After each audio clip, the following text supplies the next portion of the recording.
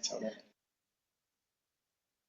That's all right, don't worry. So first of all, I'd like to introduce our first speaker, Dr. Kiki Syrad. She's worked extensively in the charity sector for over 15 years in senior leadership positions, including Head of Research and Funding at Breast Cancer Now, and also Director of the GOSH charity. Here she's led on the development of 2 5-year strategies, leading to over £120 million worth of investment in research throughout the UK. She's previously worked in oncology and cancer therapies, both within the UK and overseas, where she completed her PhD in Melbourne, Australia. And she's recently been appointed as Director of Research and Innovation at GOSH. And her title for the talk today is Get the Right People on the Bus. Thank you very much. Thank you. Oh, it's such a lovely introduction. Thanks. It's really, really great to be here and to have the opportunity to speak to you. It's a hard topic to talk about because it is quite personal, so I am going to anchor it in my own personal journey.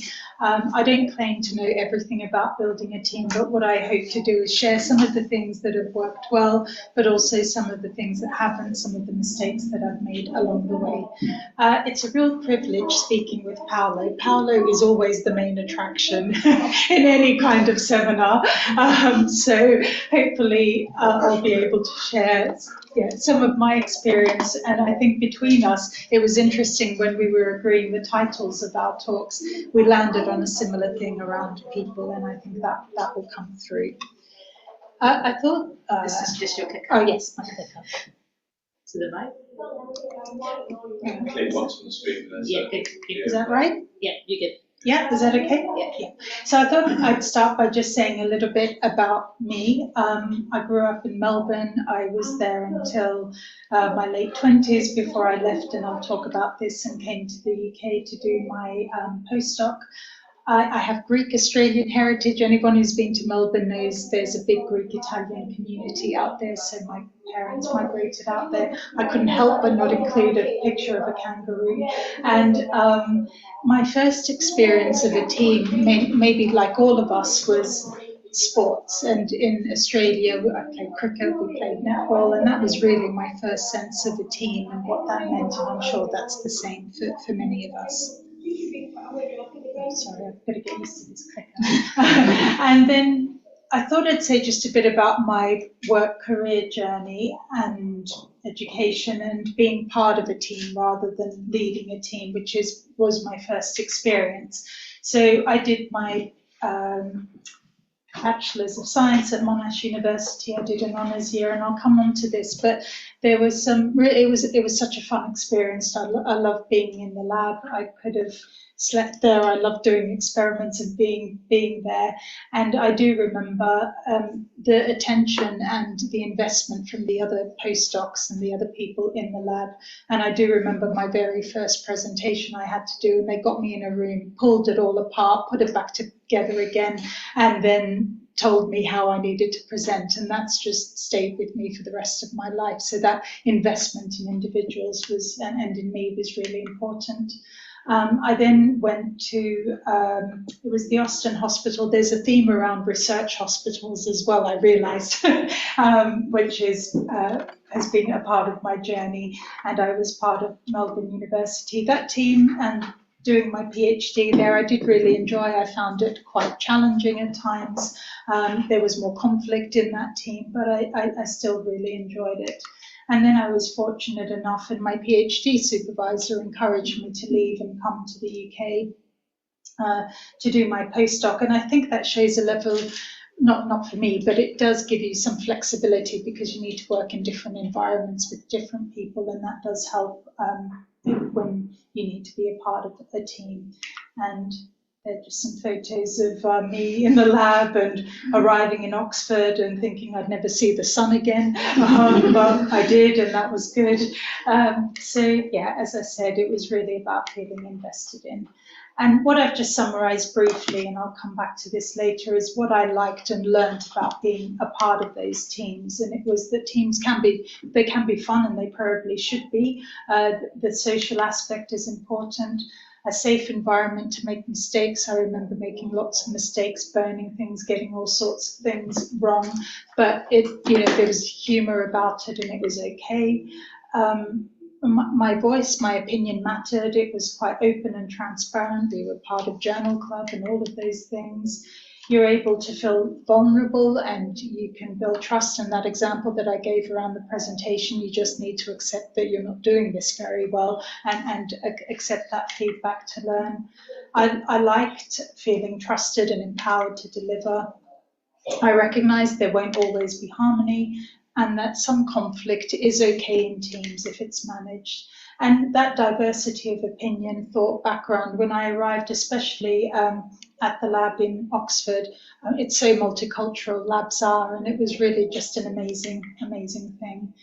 But also, and I will talk about this, poor performance does need to be dealt with. If you're feeling it's not being dealt with, it brings, I think, the morale down and it can change the culture in a team. And purpose is important to me, I think, for all of us, and that's why we do what we do, why we're here. And as I mentioned, this commitment to the development of team members. So then I decided I'd come out of the lab after my postdoc and moved into the charity sector. And I initially worked at breast cancer. Now that was my first experience of starting to have team members, and I did enjoy it, but it also wasn't always smooth. And then I moved to Great Ormond Street Charity, and there, by the time I left, I had a team of about 20, and that was one of the things I felt most proud of when I left that team, and how they were performing, and I'll talk to that a little bit. And then now in my new role, it's been quite challenging. It's a much bigger department. There are about 200 of us. Getting used to having a bigger department is not always easy. And I think we'll talk about building teams, but inheriting teams that you haven't recruited to can also sometimes be quite hard because they're not people that you have brought in. So the common thread through all of this, and the reason why I chose the title, and I only came across this later in my career, but it's this thing about people and getting the right people and who's on the bus. I don't claim to have read this book cover to cover, but I do remember somebody quoting from this book, which is quite well known, about leadership and building teams. And it's about, where are you heading? where is your bus going? But who's on the bus? Making sure the right people are on there, getting the wrong people off the bus, and then thinking about where you're going to drive it. And also, are they in the right seats? Are they doing the right things? So this really stood out for me because I thought actually that is the thing in all of those different places that was really important. So I'll just talk a little bit about my approach to building a team. I don't claim that this is the right way to do it, but it's the way that I appear to have gone about it. And I usually start with the why, although some people say you should just think about who's in your team. For me, I need to know where I'm going. So what is my North Star? Where am I heading? And again, I haven't read this book either, but I do know about it. It's another quite well-known book. So it's starting with the why. Where are we going? And I thought I'd just talk a bit about my new role because that's what I did coming in. The first thing, and actually before I even joined, I had conversations with lots of different people thinking about what am I going to achieve? What is it that I want to do in this new role that I'm taking on? And what are the steps to getting towards that vision? I'd love to come and talk to you about it at some point. But it's this vision around health life sciences and a health life sciences park for severe childhood disease, where we have industry, academia, patients, and what we can do with that and the difference that we can make for children with rare diseases. So having said that, and my direction of travel, I also wanted to think, well, that's quite long term. My department, why do we exist? What's the point to us, and why do we come to work? And for me, it's about we provide patients with improved outcomes and more efficient care. We're here to implement this concept of research hospital. We need to enable, facilitate, and deliver translational research. I don't know that we're always doing that at the moment, and I'll come back to that. And I know it's not always easy for all of you as early career researchers, and we should also be setting our future vision. So having set where this bus is going, I then, or in my different experiences, needed to think about who is on this bus, and how do you make sure you've got the right people. And I think the place that I actually start, because just thinking a bit about this presentation, isn't the team, but who are the people around me. And this came up recently, and we were doing a team building thing with my senior management team, the other execs, and it's these personal advisors that are around you. We all have them.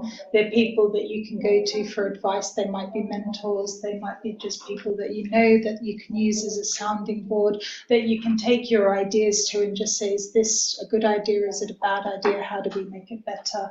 And what are your gaps? I know things that I do well, but I also know where I'm not very strong, and I try and get people in that can help me and support me in that way. But then what is, I think, really crucial is who your senior management team is, the next layer below you, because being a leader can be quite isolating and it can be quite hard, and you need other people with you because it is a collective endeavour. It can't just be about you because it's about the team.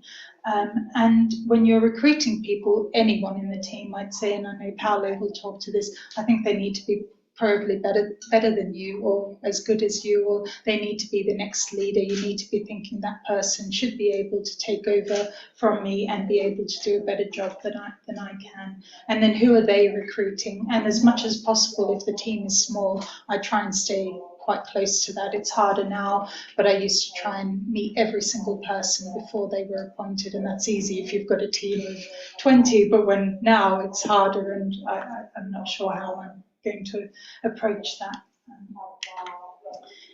And then the harder question is who needs to come off this bus, and that isn't always easy. Sometimes people just come off because they want a change of career, but then other times you might need to help them to come off the bus because they're not the right people, they're not committed to where you're heading, and that isn't always easy, but it's just as important because those individuals can be quite disruptive. And then do you have the right balance and mix of people? And once you've sorted all of that out perfectly and you know who your team is and you've got a team, this is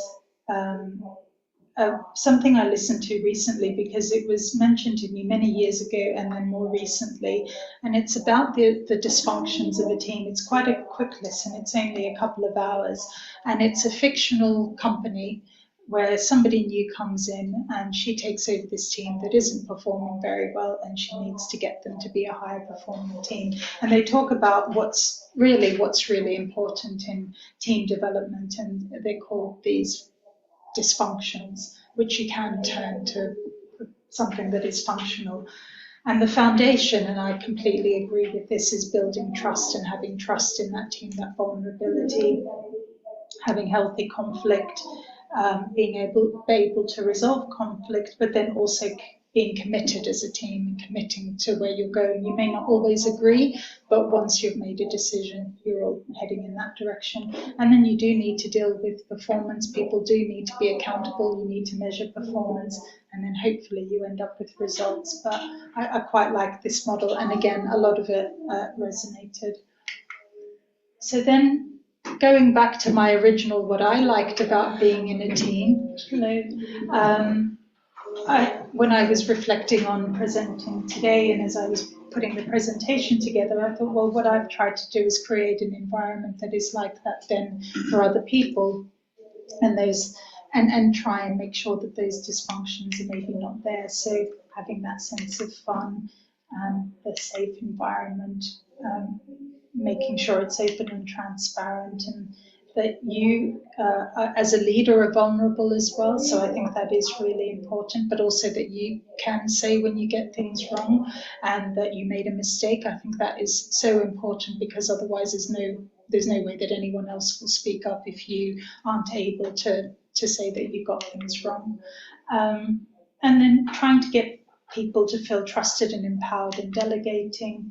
And yeah, I touched on some of these, but really the point is that the reverse is true. When you're trying to build a team, the things that matter to you will be important to other people, and it's trying to create that environment within your team. So I'll just very briefly then touch on the 3 experiences of building a team and then finish up.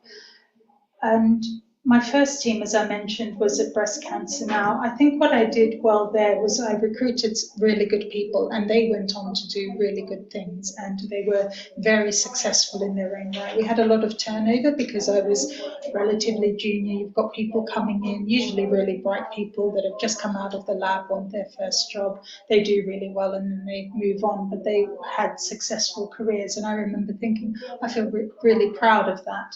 I think what I did less well is I was quite a young manager. I didn't really know how to deal with performance. I don't think I got that right. And then other people feel that they don't know that you're trying to deal with something, but maybe it's not happening as quickly as other people might like. At the charity, I think by the time I left, as I said, I felt really proud of that team. What I really needed to learn was to just delegate, to let go, to tell somebody else that they were accountable, that they needed, it was theirs to deliver, and they didn't need to keep coming to me. But if things go wrong, and this is important, that people quickly escalate to you and that they know they can come to you no matter how bad that problem is, and that you'll sort it out and then you'll learn. Because if people aren't escalating issues to you, you do have a problem. And that is actually quite easy to do when you've got the right people on the bus anyway. I think, and I had 2 teams actually, not 2 teams in that, and I'll talk about this. I built a team and then it fell apart in the sense that a lot of people left. It was just timing for different reasons, and I needed to build the team back up. And I think it's accepting that that is okay. It is going to happen, and it's a natural part of how teams, the different stages of teams. I think at one point I had too much of a gap between me and my senior leadership team, so they felt like a team, but I felt quite removed from them, and then it made all the difference getting in some senior management people that were close and allied to me who can then deliver, but also they come up with lots of ideas, and they're the people that really create the culture, and that really helped, and it was quite game-changing. Always take resource when it's offered to you. I didn't at times, and I regret doing that. If somebody's giving you headcount, just take it. You'll always find something to do with it because we're all busy people, ambitious people, so that was important. And that was just a photo of the team before I left. And this is what I mentioned around the stages of team development. So coming into the hospital here, we're probably forming, storming.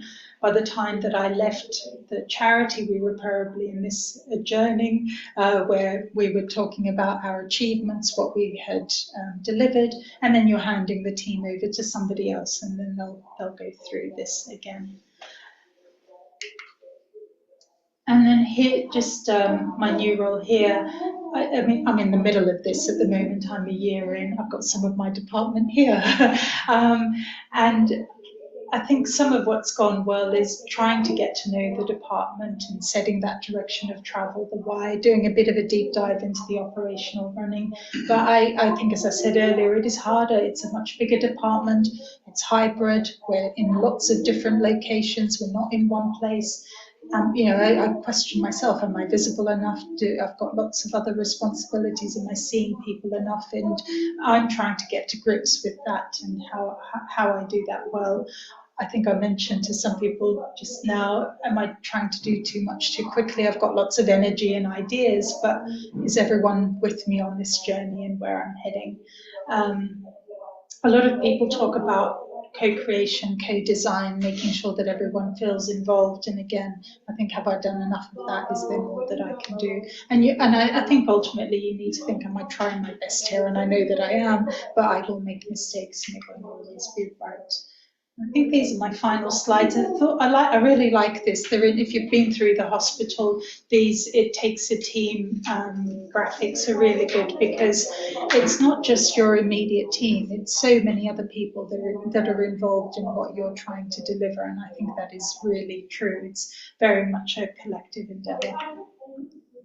And your values are really important as a leader. For me, they are anyway. So what is it that matters to me? and how can I bring that to work? So things like honesty, these aren't my values, this is just a word cloud of values, but quite a few of them resonate for me, and they're things that are important and that I try to instill and live by. And I think that's it. I wanted to finish up, and we can come back to this later, by asking you all the question as part of the discussion later, which is, you're a team as well.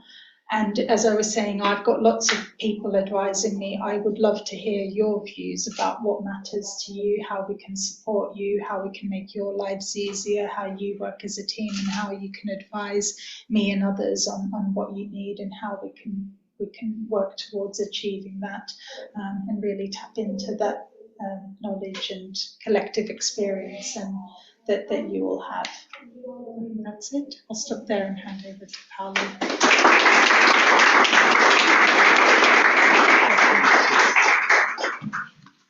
Thank you very much. That was really interesting, and I'm sure there'll be lots of questions after our next speaker. So hold those questions well and truly. And this leads me to our next speaker, Professor De Coppi, who is the President of the European Surgeons Association, Head of the Surgery Unit and Stem Cells and Regenerative Medicine section of the DBC programme here at UCL-ICH. He's an NIHR Professor of Paediatric Surgery and a consultant surgeon here at GOSH, and has published over 350 peer-review articles and been awarded more than £30 million in grant funding, whilst recently being given the fantastic accolade of being identified as one of Time's 100 most influential people in health today. We're delighted that you're here to deliver this talk today. You're in the right place when everyone else is around you is smarter. So thank you very much. Over to you. Yes. Thank you very much. Thank you for the kind invitation, the kind word of interaction. The only thing I would change is I'm not the section lead, is Simon Eaton. That's the whole thing. Just to make it Simon happy. I'm sure he is. So thank you for the opportunity. It's a pleasure to be here to share a bit of a journey and to share that with Kiki, who has been a colleague and a good friend for a long time now. And it's advancing on its own for some reason. Oh, okay, it's working. So another way to say this, which is being said by Mary Mayer in Google, if you're the smartest person in the room, you're in the wrong room. And I think I found that to be very useful throughout my career. I'm a surgeon, I'm a practicing surgeon, but I've been delighted to work with top-notch scientists. And I think I've learned so much that I realized very early that that was the only thing that I had to be careful, to be surrounded by people that are better than me, to try to do myself some of the work that I wanted to do. And it is about unlocking your potential. So it's about trying to find what other would have more than you to help you out on your journey. And I will talk about the journey and about how the journey that you think is a straight line actually is a very curved line. And you need to sort of follow that through your journey. And just let's define a bit what we mean about smart and intelligent, or other word that can be similar. Smart is about the knowledge that you accumulate as you progress in your career and so on. And that's really what I mean about smarter. So people that know more than you, and actually you can say that you are intelligent if you surround yourself by smarter people, in the sense that you find a good way to take advantage of the knowledge that is in the room and ameliorate yourself. And there are benefits there. There's certainly clear benefits that are due to the personal growth. That is, if you're absorbed by people that are around you, your journey is much easier. It's much faster. Your learning curve is much faster. And usually smarter people, because they know well in their field, they are prone to push boundaries. And if you are in that group, you push yourself to unlock those boundaries. And therefore there's the slides are cut somehow. I don't know if the band can go, can be taken away, but oh, that's perfect. It's just about, again, if you are smarter people in the room, the people around you will see the problem from different perspective, and so they may help you of getting a solution which you haven't thought about, and that's also help. Increase motivation. So when you are with people that are really motivated in their day-to-day job, you find yourself to have a different motivation to work, because you're not only taking advantage of your energy, but you're also taking into account the energy around you and moves the whole environment, and that's very important. Sometimes we don't realize it, but it's a lot about people we are surrounded with that help us in our journey. The day-to-day work sometimes can be frustrating. Most of the time, if you're doing good science, is frustrating, and you need people that are around you that can motivate you of overcoming that frustration, and having that environment of motivated people working with you helps you moving. The sports is a clear example. I mean, people are challenged by others that are better than themselves, and they get better results.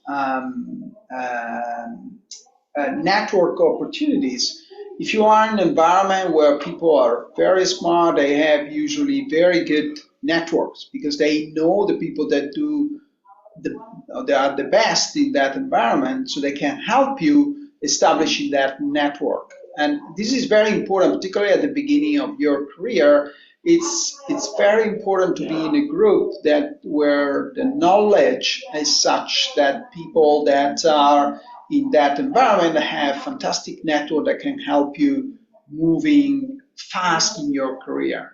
And that's why, certain things happen in certain place. It's not because of the name of the place, but because of a critical mass that can help me moving things forward. We're quite lucky to be at GOSH ICH, where there's a critical mass that can help in these network opportunities. The classical example in North America, there's Boston, there's California, depending on which field of science you are. But certainly there are places where this environment helps you going faster in your research. And therefore, there's a fast track in your career. But you don't just need to be in that environment. You have to use strategies to take advantage of this environment, because otherwise there are more downside, which I will talk about. But certainly you need to be someone that wants to embrace challenges, that is not afraid of being challenged.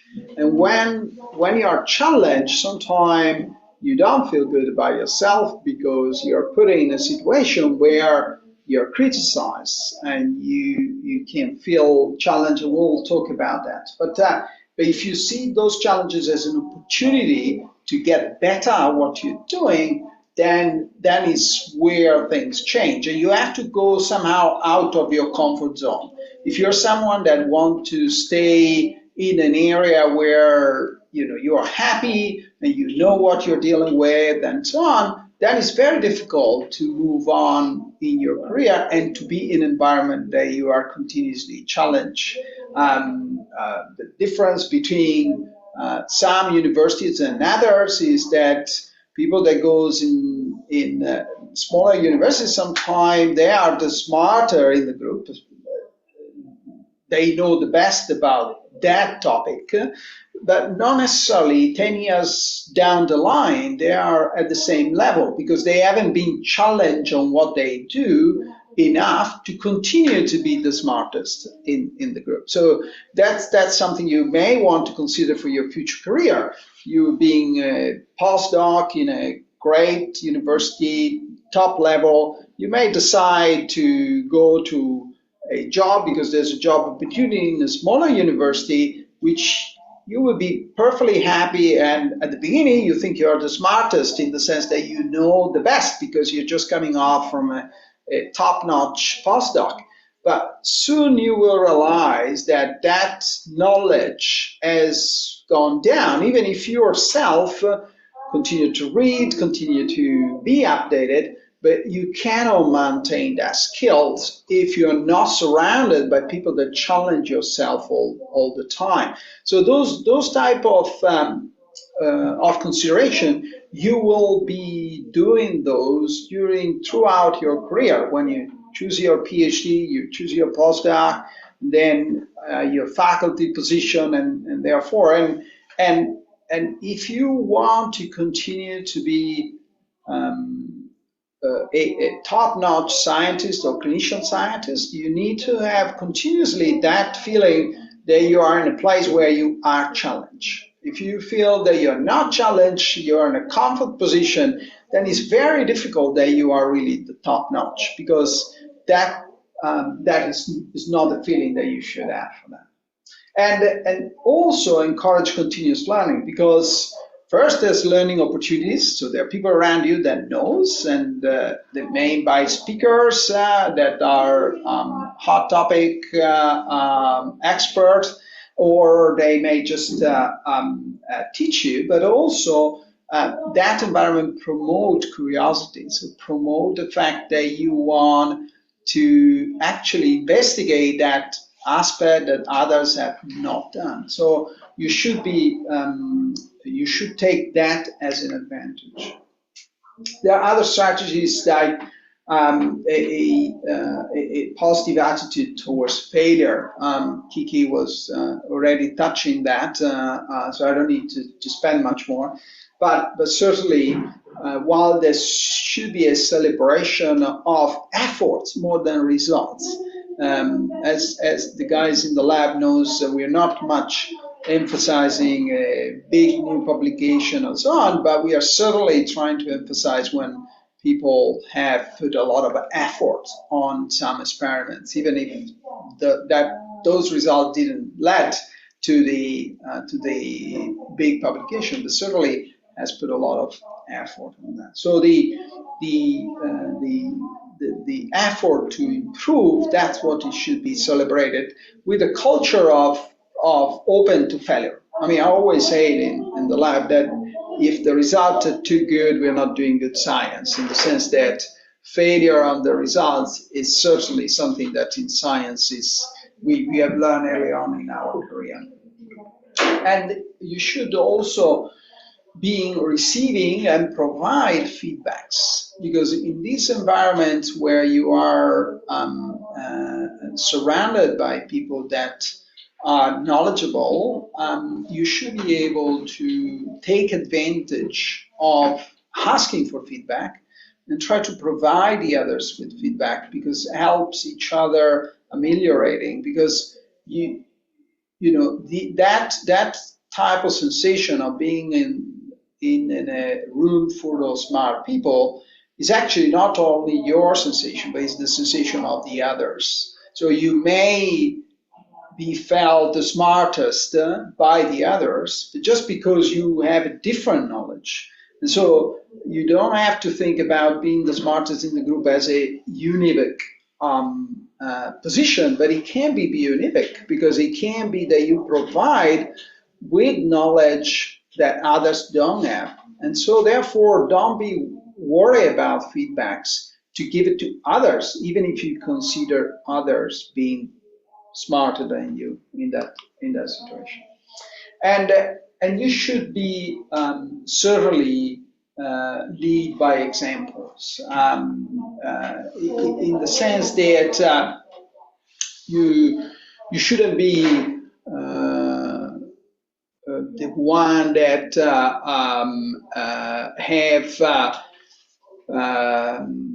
take advantage of this environment as absorbing only from the others, but you should offer to the others your knowledge. And that is the reciprocity of what I was talking about before, is the fact that the others, particularly if they're very knowledgeable in their field, appreciate a lot the different perspective.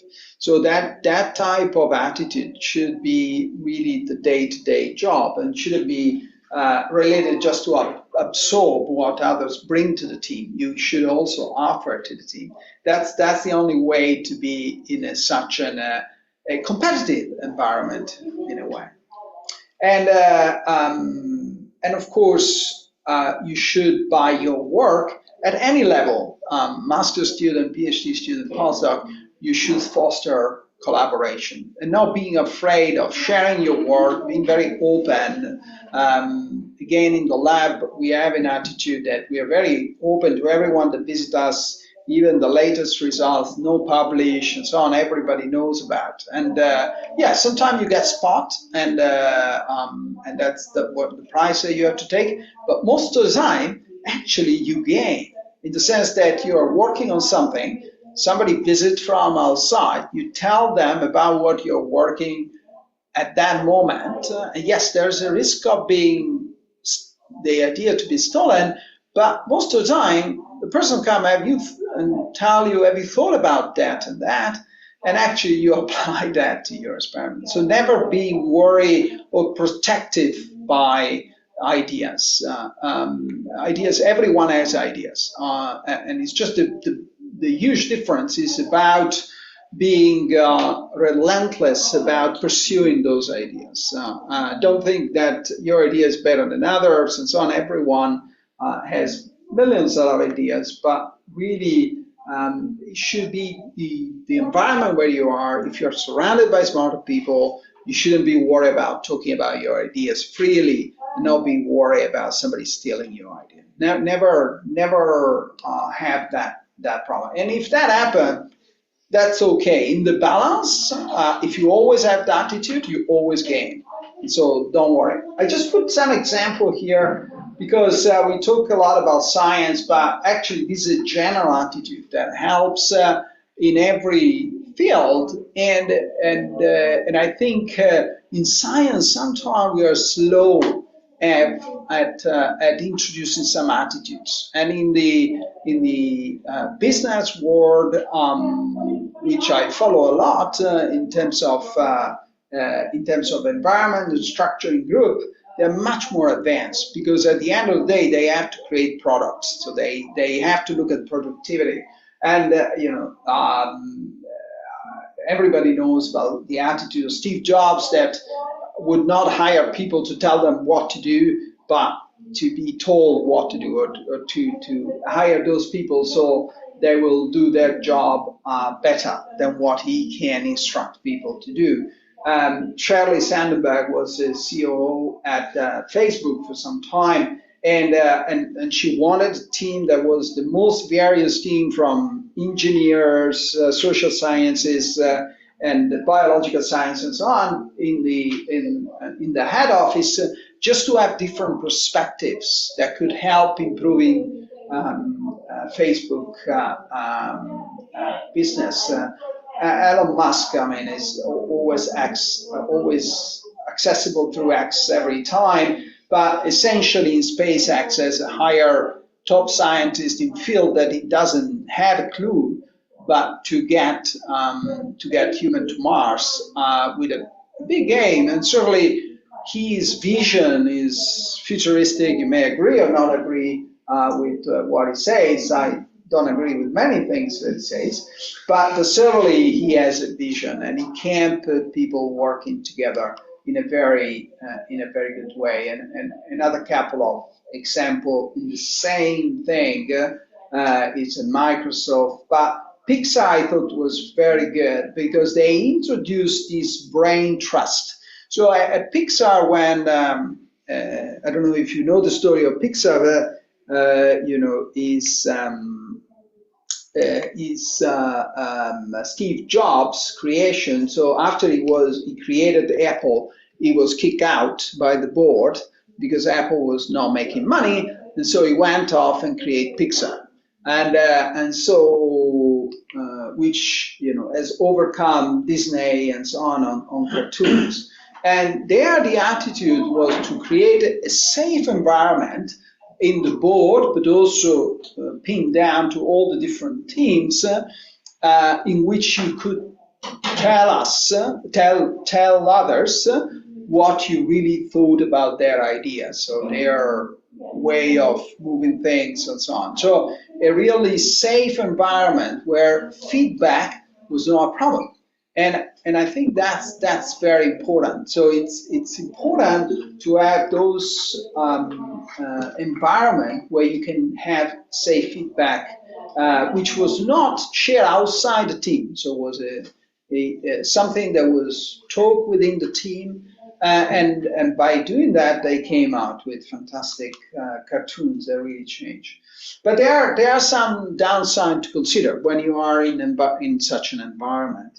Certainly, we don't like as human to be challenged. I mean, it's not in our nature to like to be challenged. You understand really by working on yourself how important is that to improve and get better at what you do in general.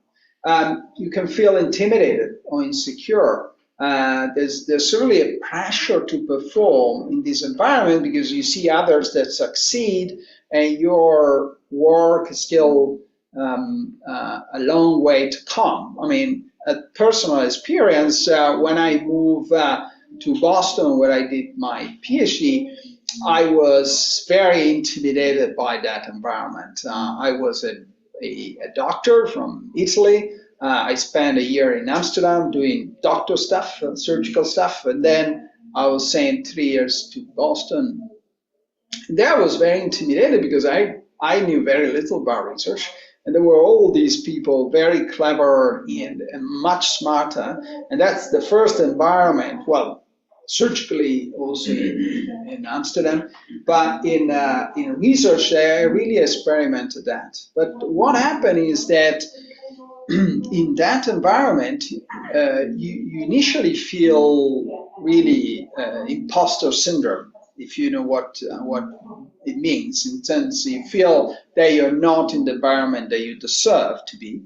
But then by looking at how the others think and how the others progress in their career, you can make very good progress. And I can tell you from an experience that I finished my PhD in 2002, and my first good publication was in 2005. I mean, at that time, you could do PhD without having a publication.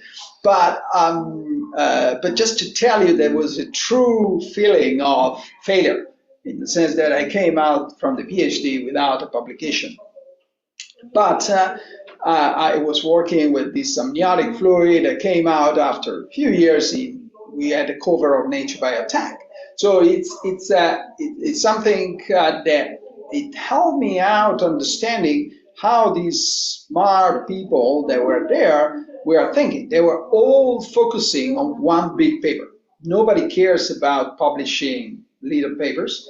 Everyone there was focused only on one big paper because they knew, and this certainly was the environment in Boston, was they knew that if they had that big paper, they move on to the next step of their career. And this was, I was surrounded by students at Harvard, literally medical students, not even graduate. I mean, they graduated because there is a postgraduate course, but they were still a student in the medical school. And I think that's very important to understand, and it helps me out through my career, understanding what really to focus on, to not, the rest is background noise. You really need to focus on important matters because that's what helps you out in your career and also in your aim in life. I mean, as mine is surgeons trying to improve congenital malformation and, getting a few papers out that, yes, will improve my CV. Does really improve patients? No, it doesn't improve patients. It doesn't improve the life of everyone. No, really, if I get a few papers out that are not meaningful. But that's very important.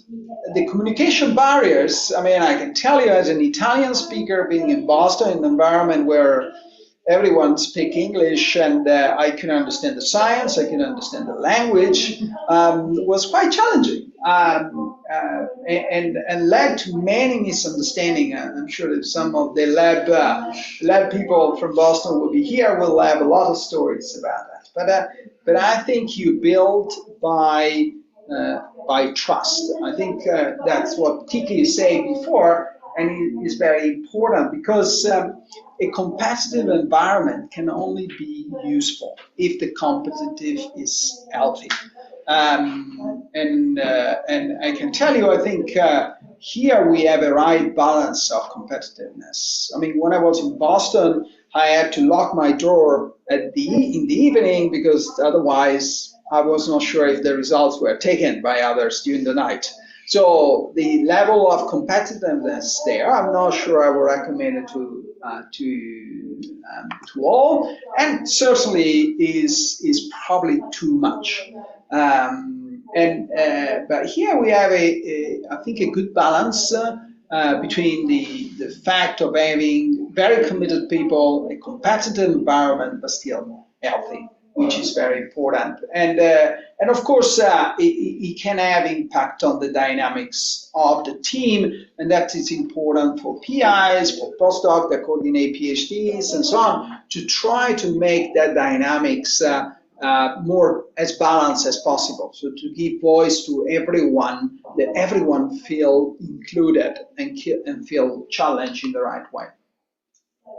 And there's some strategies to mitigate the downside I talk about, and I think I already talk about this. But the supported culture is very important, and don't always think that the supported culture start from the top.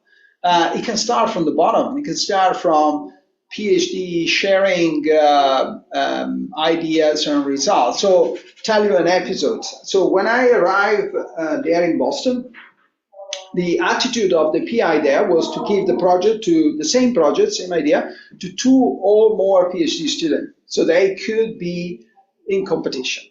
So the PI win in the sense that at the end, one of the PhD published a good paper, the other died. And so myself and another surgeon was a student there as well, was from Austria. We became very good friends from the beginning. And we discovered we had the same project. So we said, okay, why don't we work together? So we started working together without telling the PI.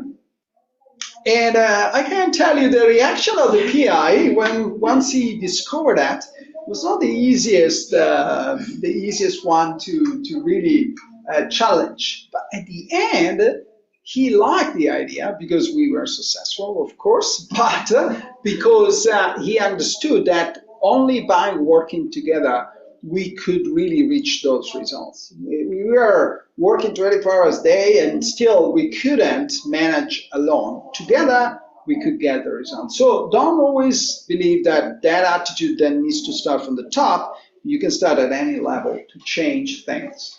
And so promote open communication and balance the workload. I'm not very good at that, so we go to the next step. And encourage collaboration is very important at any level. So let me talk a bit about the clinician scientist, because I know a bit more. But I think those some of those things, I hope they can be useful to everyone. So what happened of clinician science? Certainly, it's very important because they are unique bridge position that can really talk to the hospital and to the research environment, particularly in places like this. They should be fostered, and they can influence peer directly. But there are certainly downside.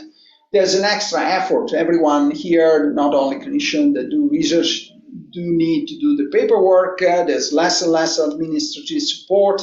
We all know that they're not only the research that we probably all love, but there's a lot of extra effort that needs to put. The competition is incredible because now there's much less jobs for more people that are ready to take those jobs. So the competition is is incredible. Of course, there are very little scope for remunerative for clinician. There's much more in private work, but also for non-clinician, there are a lot of consultancy and industry that you can do. And those are all things that really makes it more difficult with time.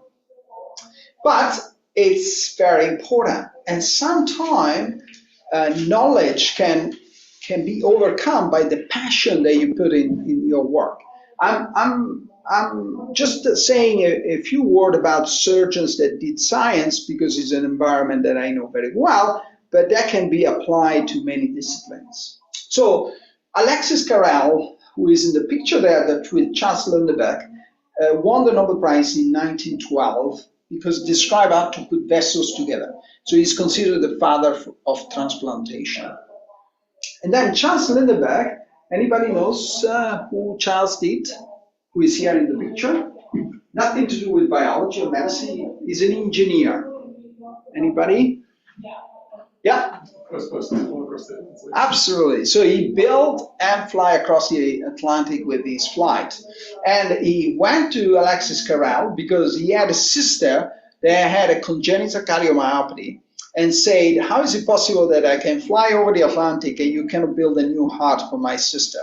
So together, they did that work, the culture of organs, and they were the first to culture cardiomyocytes from frog in the petri dish. So they were the first to culture cells in a petri dish with the idea to build a new heart. We are not there yet, but that's what happened. None of the two had any experience in cell culture, but they were able to join forces to move into that.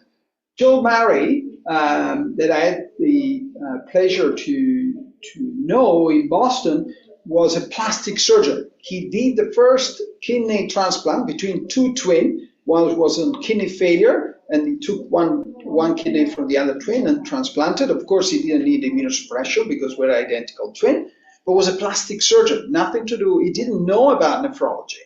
But he spent 20 years understanding how to do those anastomosis in the best way, and he did the first and got a Nobel Prize because in 1954 he did the first transplant. Nothing to do with nephrology or urology.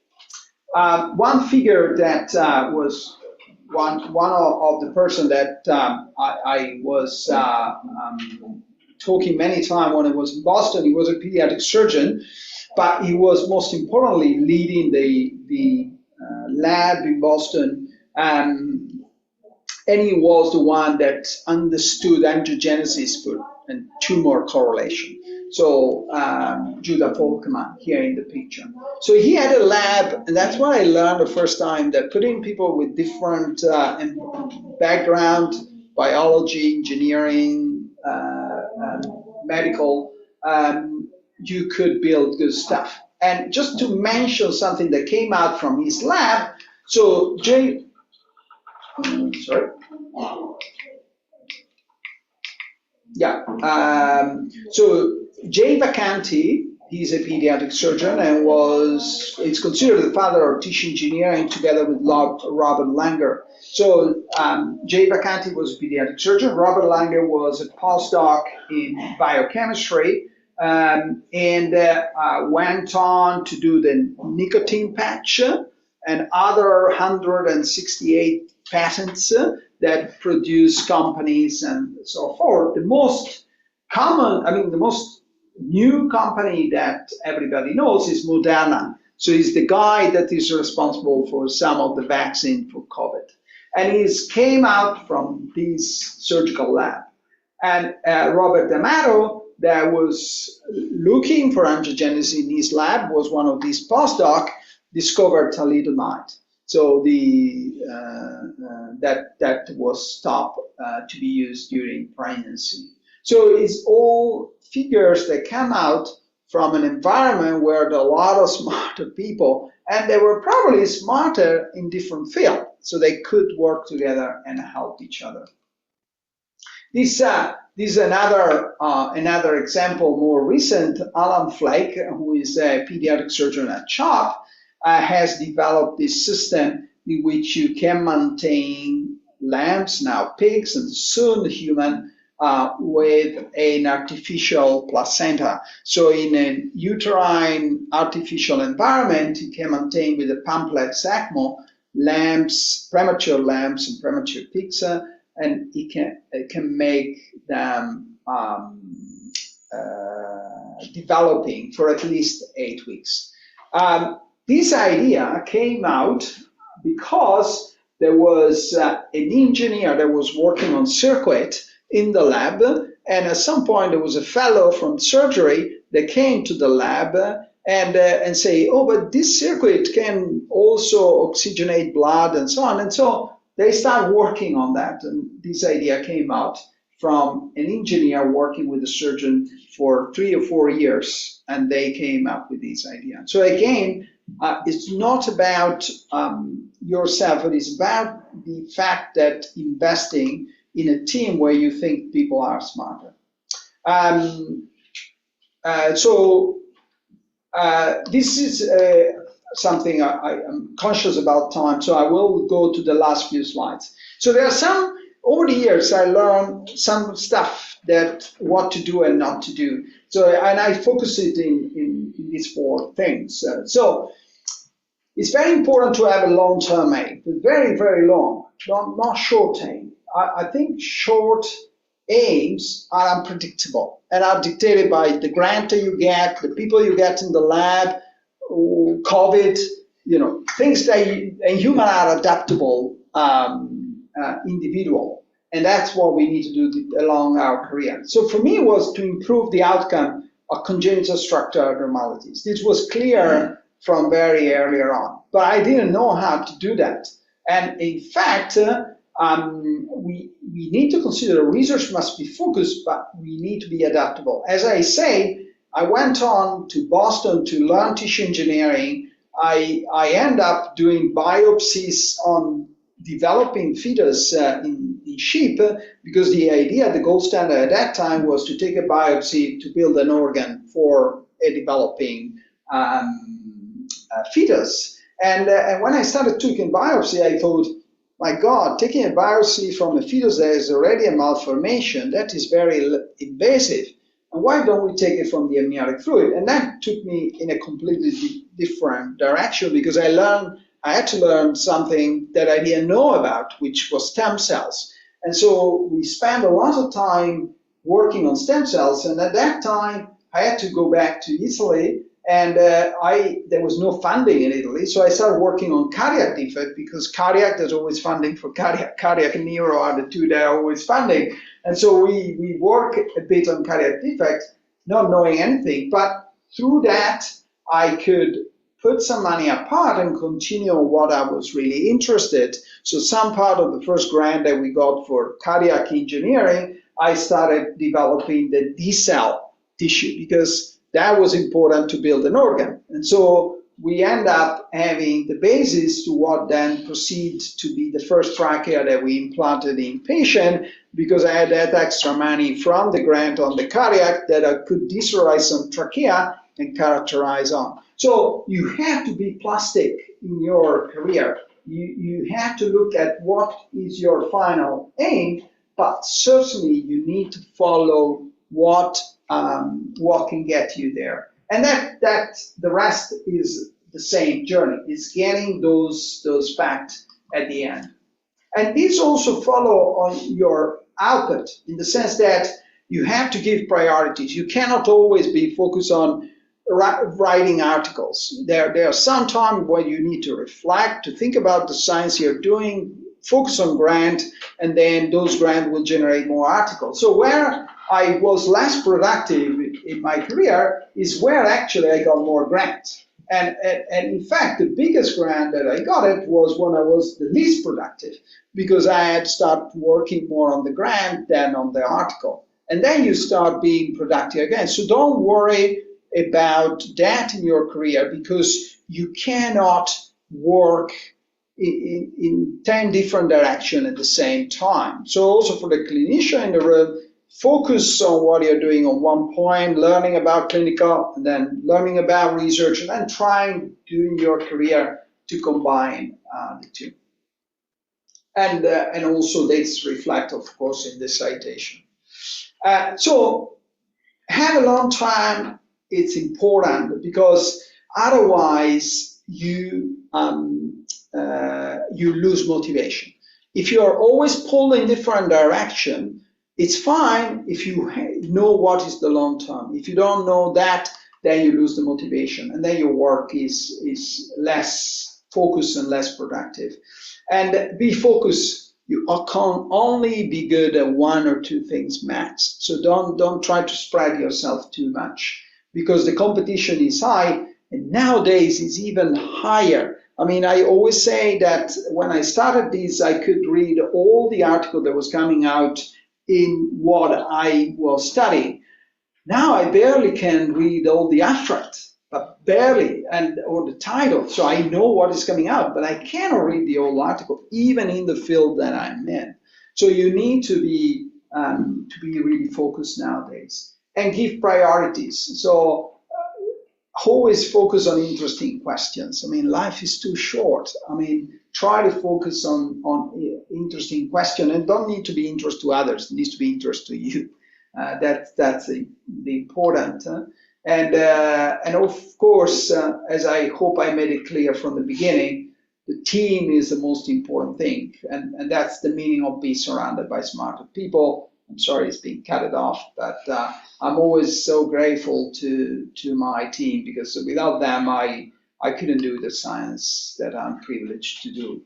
So being surrounded by smarter people is a valuable opportunity, both for personal and professional growth.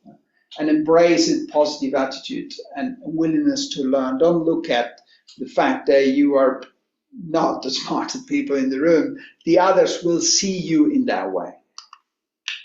Thank you very much.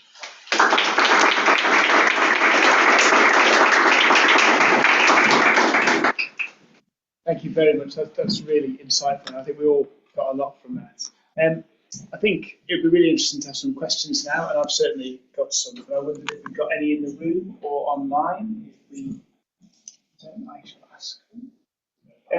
I think just to kick us off, really, Kiki, you talk about those personal advisors and surrounding yourself with them, and how you talk about those sort of influential people. How do you go about surrounding yourself with those sort of people at the beginning of your career? You know, you've done your PhD, you're starting out building your team. How did you, or how do you think you do, start to gather that team around yourself? That's something that lots of postdocs experience, I think, and find difficult. Yeah, I mean, for me, of course, that was different, because I had two teams, the clinical and the research. But certainly on the research, if you want, it was easier. So my personal background is that I come from a farm, so even studying medicine was enough, in the sense that it was an achievement. So I never had of course, I was always and I'm still in competition with myself, in the sense that I'm trying to get the best out of myself.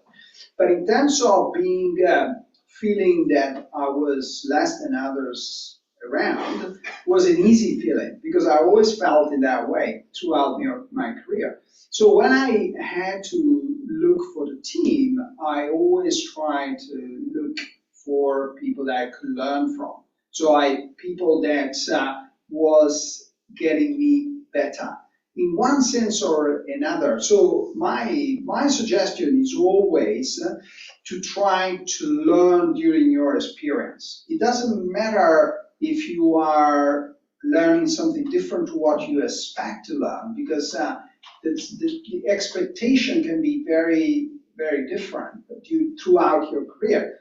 But the worst that can happen is to feel static, to feel that you're not getting in one direction or another, and that means you're going back. And that's my biggest learn is that it's just to learn towards getting better tools, better understanding. Before going to Boston, I was going to a lab that was led by a urologist, so nothing to do even with the clinical. I was desperate. I didn't want to go. But I say, well, let's see what they're doing, and I will try to get in the thing that interests me the most, which was this fetal tissue engineering.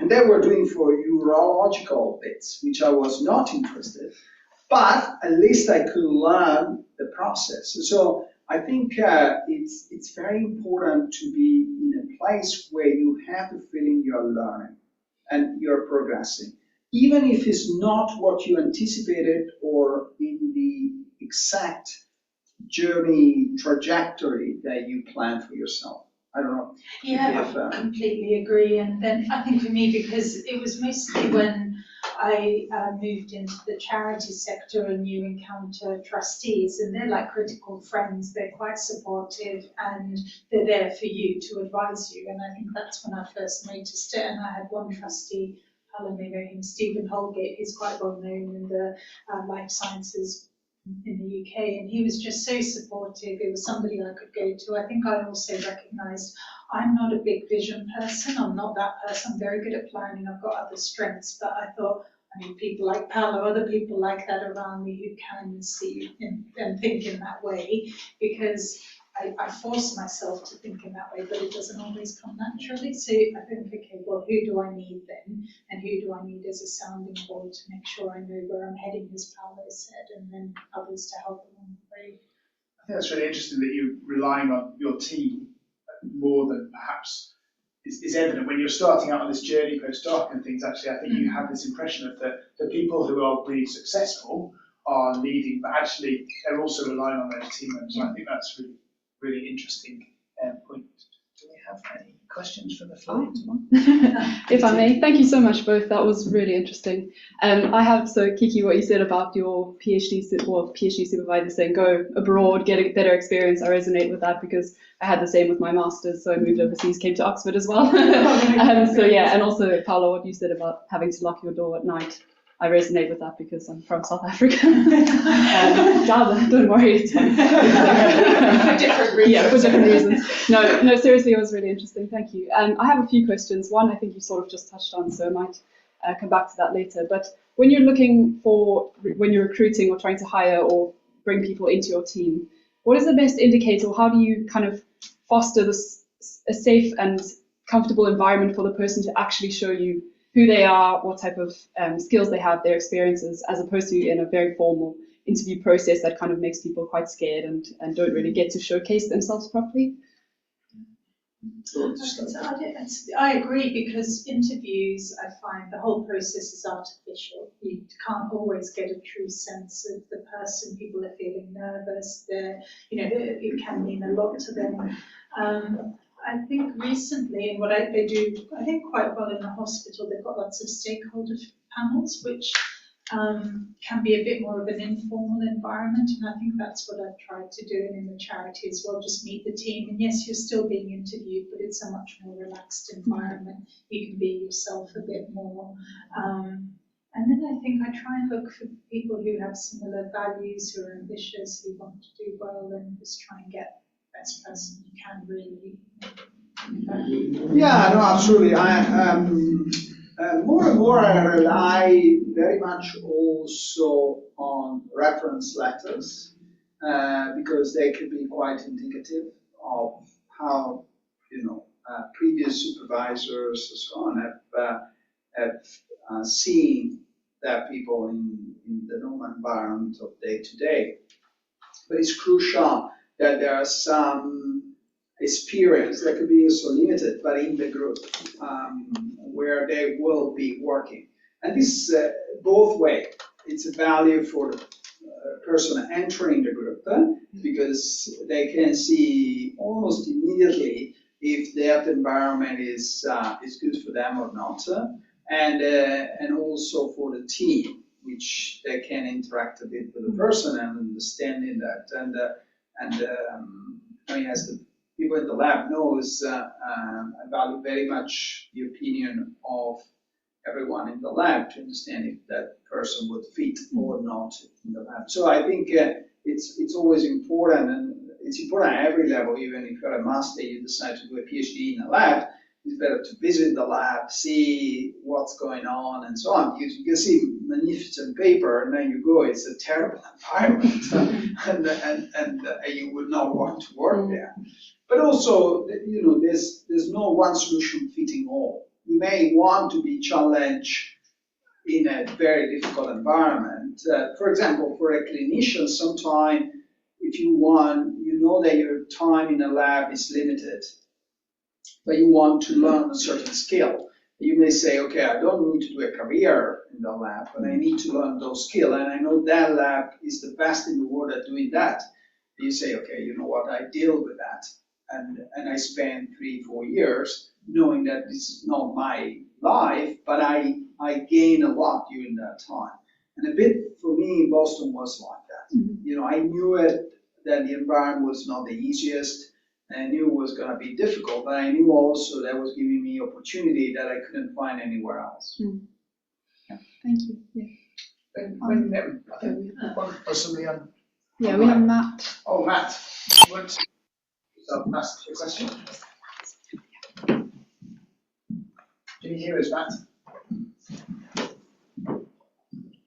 Matt? No, unfortunately, we can't hear you. I'll read what he says.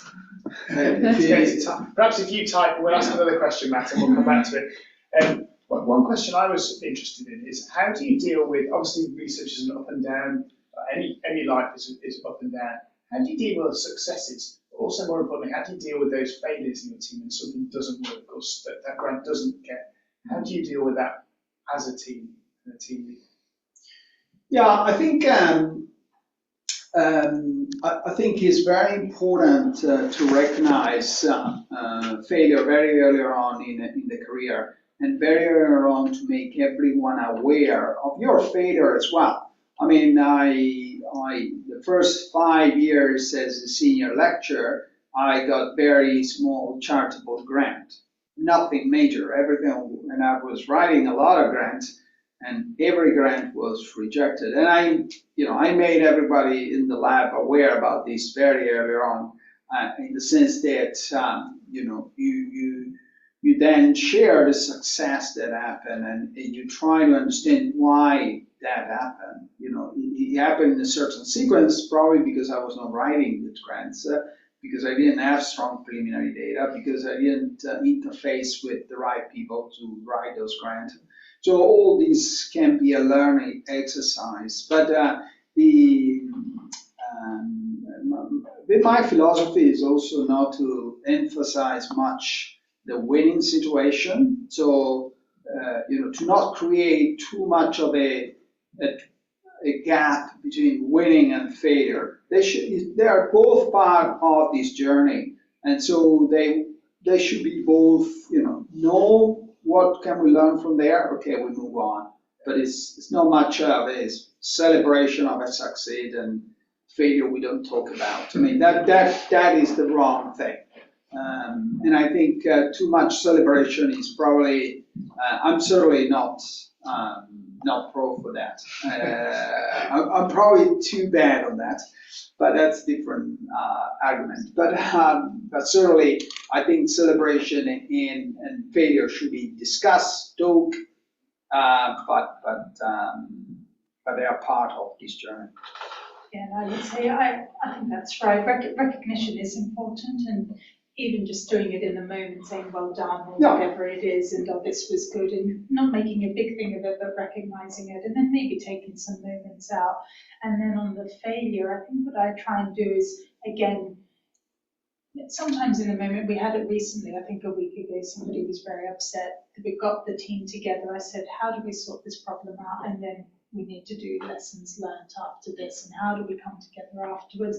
We try to get into a habit. I think that your point, Paolo, around continuous improvement is really important. So after a committee meeting or something, we'd all just debrief and say what went well, what didn't, and then you're not making a big thing of it, but it just becomes part of what you Sort of do. not bottling yourself. It's just, yeah, just like what was good, what wasn't, okay, let's move on. Okay.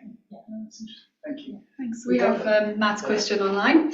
So how do you communicate your long-term aim and get the smart people you want, who probably have their own ambitions, on board with it, especially when that aim crosses disciplines? Yeah, so I think that's a very important point. So the best way to motivate people is to understand what is their aim. Don't try to give your aim to those people.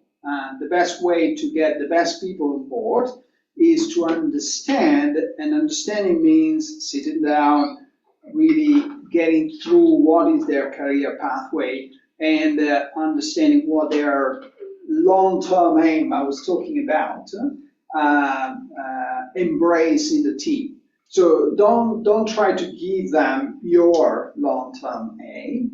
Try to get their long-term out from them, but then making them understanding their short aims that we need to reach because the grant says so, because you need that paper to finish, to be published.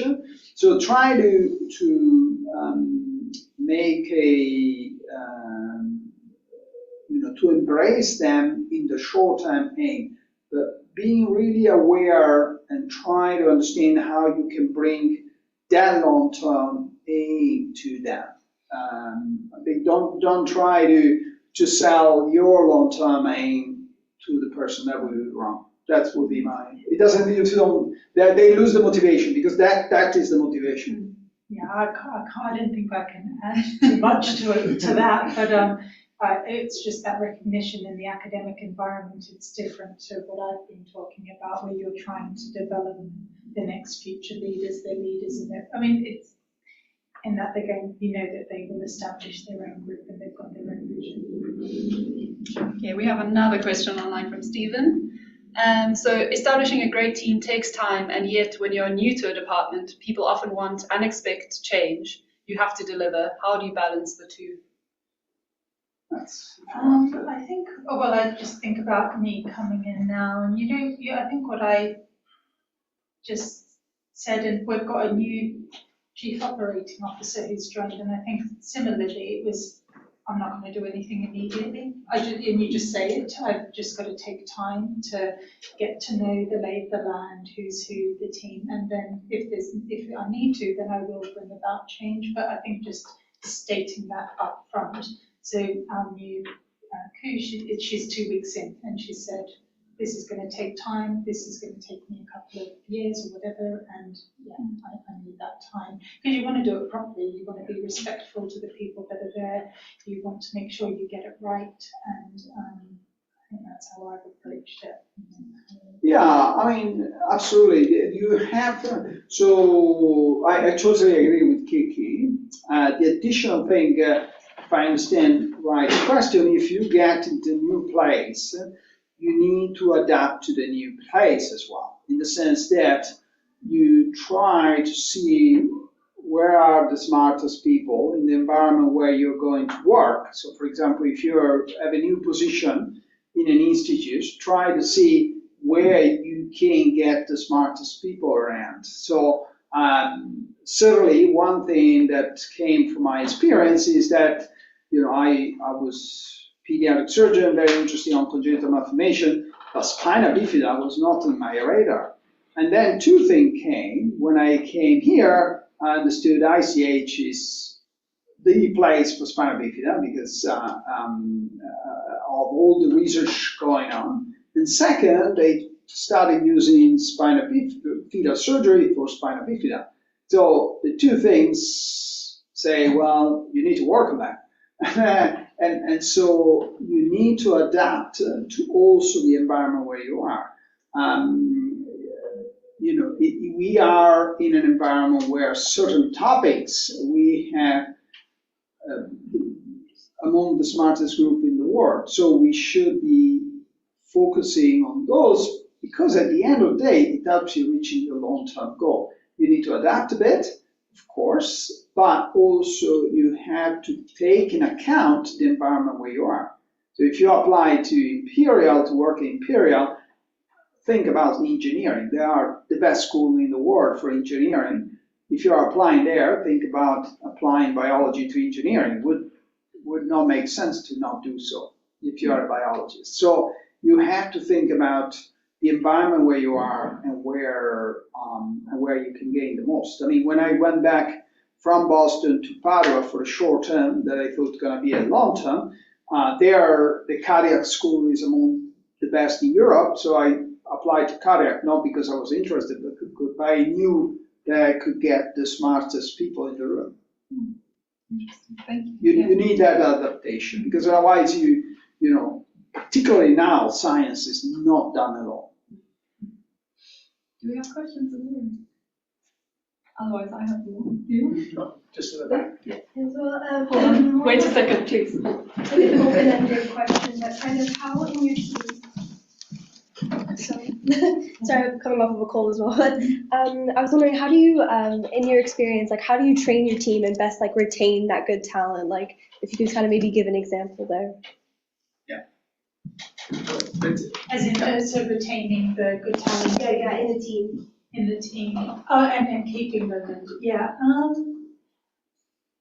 I think, well, ideally you want room for growth and opportunity, and to be able to have those conversations about what matters to them. Where do they want to go next? Where do they see their career? And then if there is room, then, and if you've hired the right people, you want to keep them, don't you? You want to keep them, develop them. And I think when I think about when I was at the charity, it was a very new team, and there was room for growth, and I had those opportunities. So you want to give that to others, but also I think sometimes you've got to accept that maybe they're not there. And so then how do you help that person get that next job and have a good and honest conversation about that? Because you want them to leave well, you care about their career, and yeah, that matters. But I think reward, recognition, investing in people, thinking about them, it helps with keeping them for as long as you can. Yeah, no, absolutely. I would agree. Again, trying to understand the long term of that person is crucial, because if you can get the motivation, that's what helps everyone going through their career. But also, and then you learn with time, and I certainly learned it with time, is try to look at the best interest for that person. So there's an element of what Kiki said about letting people go, but also you have to be so honest that you have to indicate when you think that person will gain more by moving to another lab or to another place. And then I've seen that happening in my experience more recently, because you get it with seniority, you understand. But it's always the best for the team at the end. If that person move on and be, in a different lab, actually can foster collaboration, can help with new projects, or can come back with new skills. So try always to, and it's a difficult thing, try always to understand what is the best for that person, because the best for the person will be the best for the team. Maybe in the long run, but it's always that the case. And sometimes, of course, when you have a senior postdocs that can run all the experiments, again, you're tempted to say, oh, you're better off staying here than applying to that professorial position somewhere. No, but of course, you have to learn to do that, because at the end of the day, it's better for the team. Because that person, if it doesn't apply, will start becoming frustrated, they will not produce, and it creates a problem in the team. So it's never an advantage to false, because you understand, at every level, you understand if it's better if you're a bit more senior to someone else, or even if you are a peer, you understand if for that person it's better to stay or to go. And if you give false indication based on your interest, it's gonna fall back. I don't think it will help anybody. Yeah, I had a question that sort of relates to that, but from the other side. So because we're all kind of junior faculty members, we're the people on the bus currently trying to learn how to drive and observing our drivers and kind of going towards that at varying levels, obviously. But how do you know when it's the right time if you kind of don't agree with how the driver's driving your bus?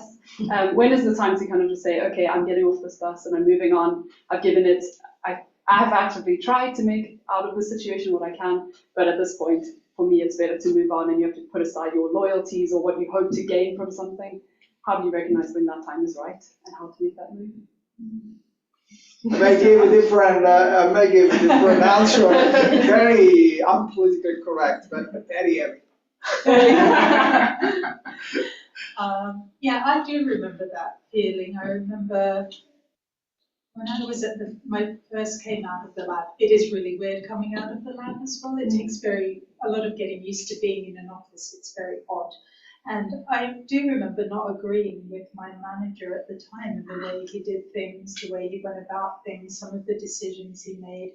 And I think I probably took too long, maybe, but I felt like I was still learning quite a lot. And then I got to a point where I thought, I need to do something different now.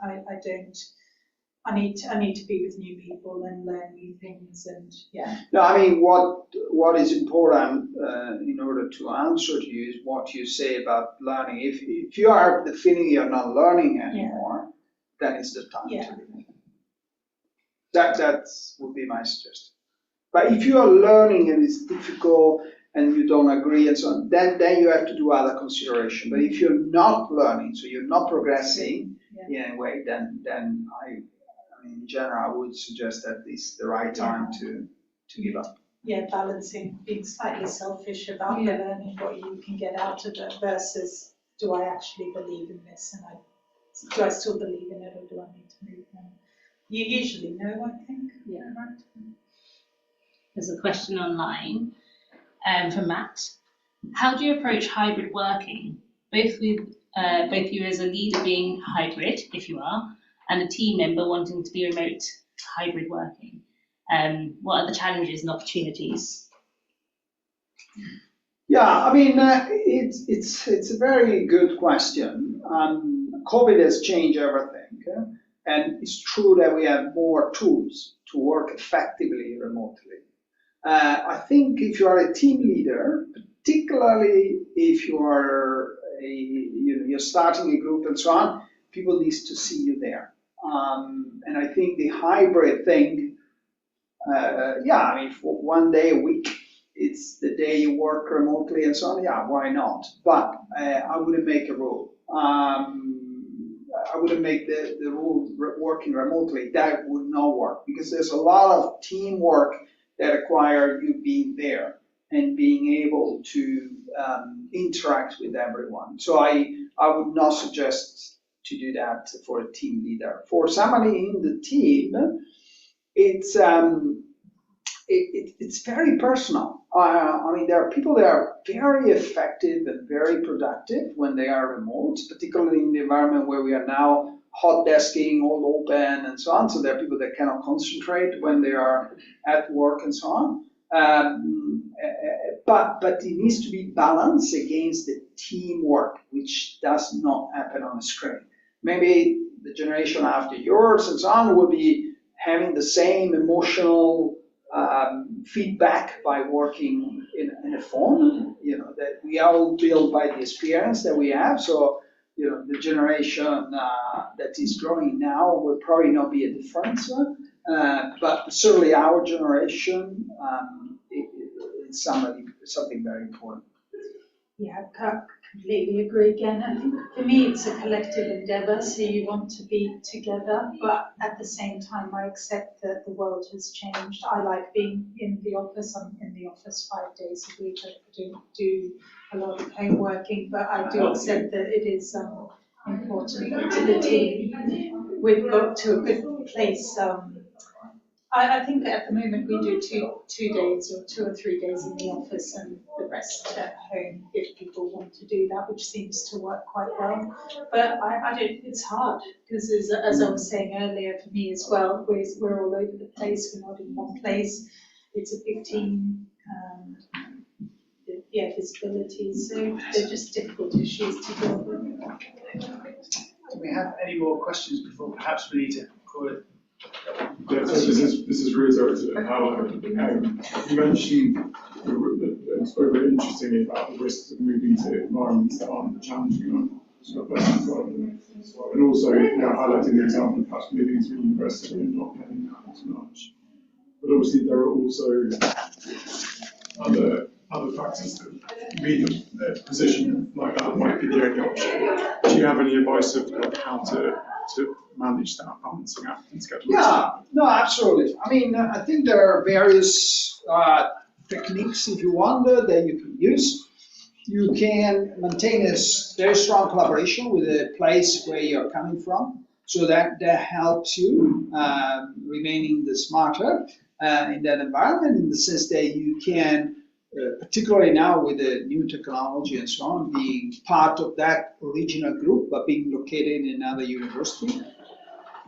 And that can open up also to position that may open up in the original university, so you can come back. So that's something I've seen happening more and more frequent, actually, because senior lecture position at UCL don't happen anymore, but in some places may happen. And then when a new position comes up here, you come with a CV that actually you just transfer your position rather than passing on to a next level. So those things can be smart to do, and certainly something I've seen happening. The second thing is to proper have adjunct position or open up formal collaboration between the two universities. So go to the next level. So open something formally, which you have an honorary contract at UCL, and then you are in another university, and you establish from the beginning that you will be working 2 days there, 3 days there, and so on. Universities are open to this thing because actually at the end of the day, you work much more than what you're paid for, and there, the fact they get a bigger return. So if your motivation is to one day come back or one day to work in a different universities, just that at the moment there's no that position available, this strategy may sometime work. Thank you. Sorry, we do have to wrap it up. They're Yeah, wanting to come sure. in, but thank you both so much.